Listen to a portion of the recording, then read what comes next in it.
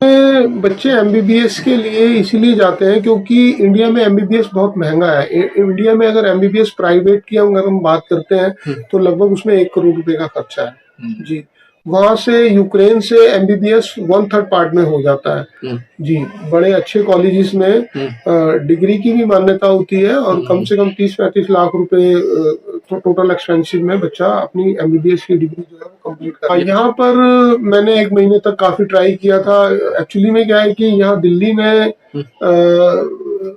पहले ट्राई किया, फिर यूपी में किया, हरियाणा में किया। एमबीबीएस के लिए 20 लाख, 25 लाख, 30 लाख एक डोनेशन के रूप में मांगते हैं। मिडिल क्लास फैमिली के लिए वो पॉसिबल ही नहीं है। अगर उनकी क्लासेस ऑफलाइन ऑनलाइन कर दी जाती तो बच्चे पहले ही इंडिया आ जाते, तो उन्होंने ऑनलाइन क्लास नहीं रखी तो इसीलिए लेट हो गए बच्चे।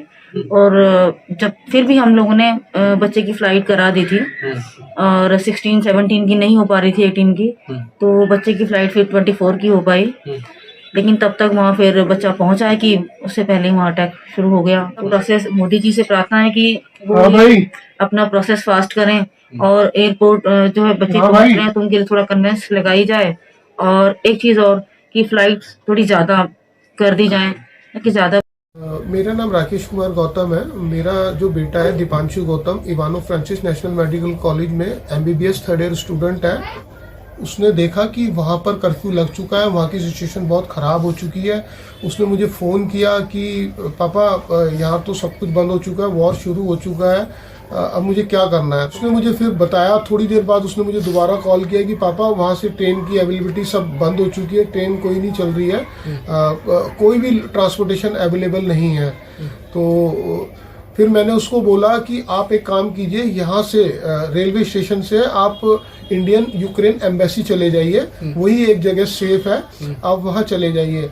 तो वहाँ कर्फ्यू तो लगा ही हुआ था, तो उसको ट्रांसपोर्टेशन अवेलेबल नहीं हो पा रही थी। वहाँ एक लोकल यूक्रेनियन जो सोल्जर्स थे उन्होंने हेल्प की, बच्चों को एक लोकल ट्रांसपोर्टेशन अवेलेबल करवाई। मेरे बेटे के साथ 3 बच्चे और थे दिल्ली के, दीपक कुमार और एक श्रद्धा, महरौली के हैं।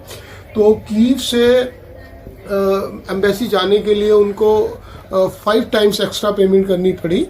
वो एम्बेसी पहुंच गए। एम्बेसी पहुंचने पर वहाँ उन्होंने देखा कि 100 से 125 150 बच्चे वहाँ पहले से ही और आसपास के वहाँ पहुँचे हुए थे।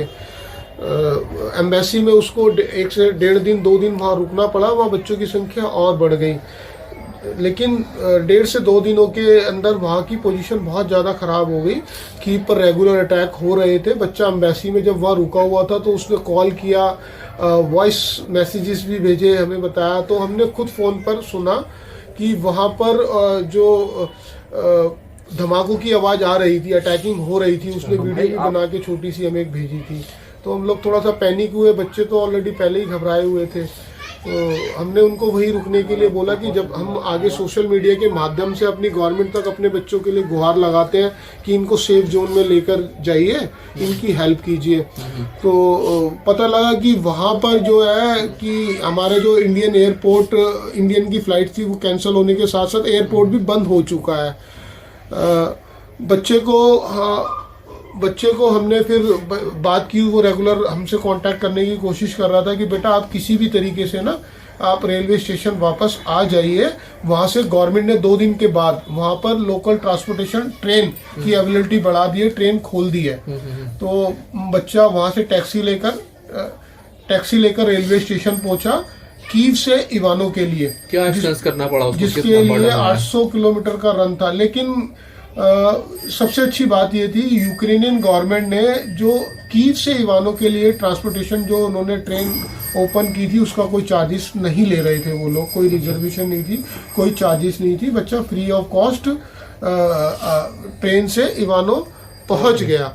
वहाँ जाकर लेकिन समस्या अभी ख़त्म नहीं हुई थी। उसको जो वेस्टर्न बॉर्डर थे रोमानिया और पोलैंड, उस तरफ जाना था क्योंकि हमारी इंडियन गवर्नमेंट ने रोमानिया से ही जो है फ़्लाइटें इंडिया के लिए लगाई हुई हैं। बच्चा वहाँ एक प्राइवेट वैन लेकर इवानो से रोमानिया बॉर्डर की तरफ गया, जिसका ऑलमोस्ट कोई 250 किलोमीटर का रन है।